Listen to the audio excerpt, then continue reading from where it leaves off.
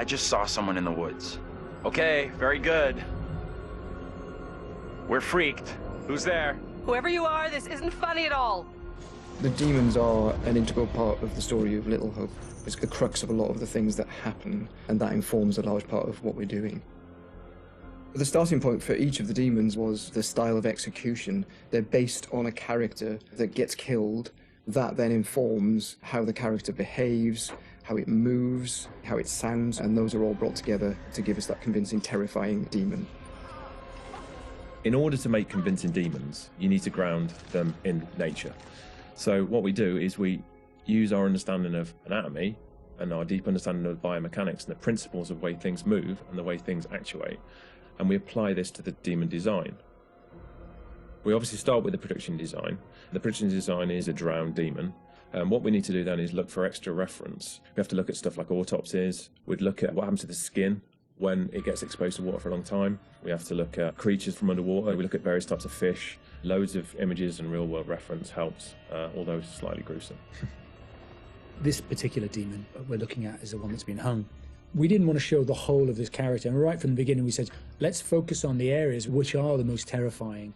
And so the overall silhouette of the character was to be like this twisted rope. Her limbs had coiled, and so we were exaggerating the metaphor of this hanging. 1,000 years of being trailed along the ground, it had worn away her feet, the bones being worn down, the nails being broken off. She'd been in pain for a long time.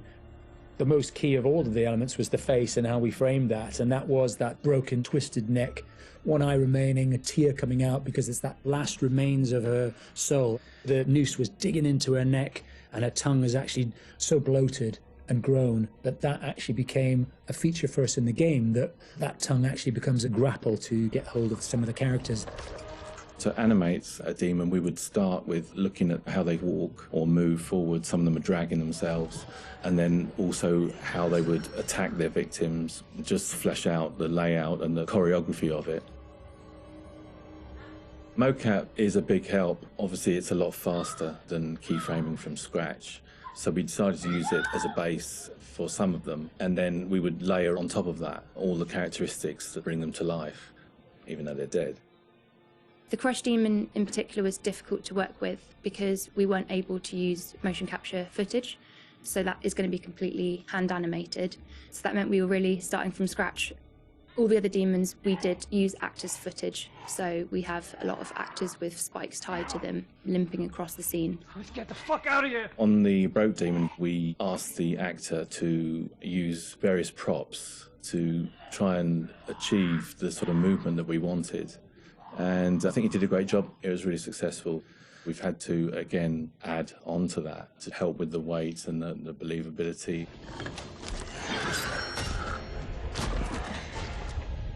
We take our initial cues for the sound of the demons from the visuals, and they look fantastic. But then we have to take the sound of the demons beyond the visuals to give them a really strong otherworldly presence.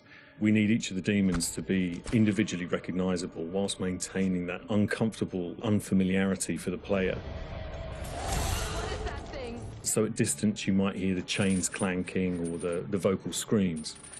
But when you get close up to the demons, you hear lots of detail, the cracking of skin, the creak of the chains, the breaths or the sound of the icky vomit. We really want the player to feel the breath through the sound of the demon on their face.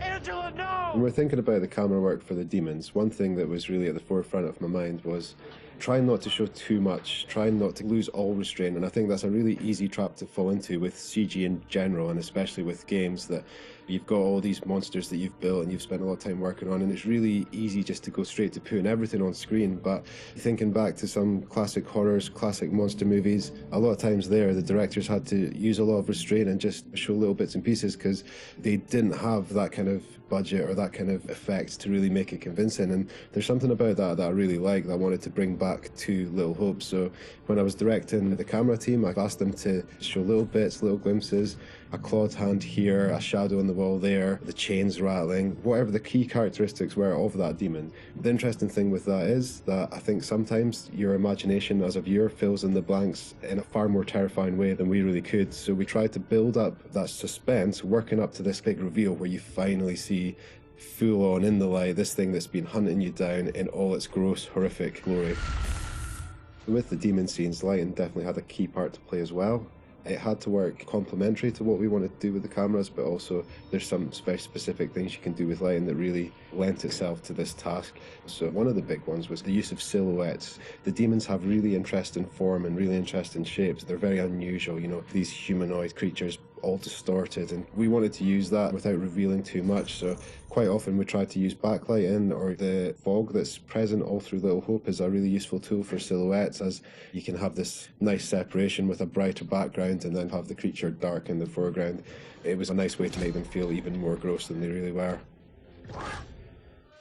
The Little Hope narrative is extremely multi-layered, and the demons not only represent the tortured souls of the characters, but they also represent the psychological trauma that humans can obtain through witnessing traumatic events. So when the game opens in the prologue and the main character is witnessing these traumatic events, we underscore this with really strong male Gregorian choir, which we use later in the game when the demons are attacking, to really strengthen and reference that psychological trauma with the tormented souls of the characters. Run! Now! The broken demon's the most terrifying because of the way it moves. It's really unsettling because you can't anticipate where it's going to go next. All the limbs are breaking and it's all moving in a really erratic way.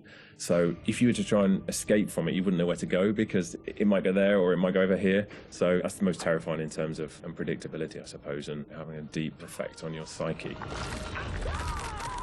Interestingly, when you work at Supermassive, you get immune to horror. That's one thing I've definitely noticed. The powers of horror somehow get lost in me every time I'm watching a horror movie. I don't get so scared anymore just because I see this stuff every day. But doing those demon scenes, I must admit, even watching them back as they were work in progress, it was always like fairly distressing and fairly horrific. So hopefully some of that comes across in the experience for the player too.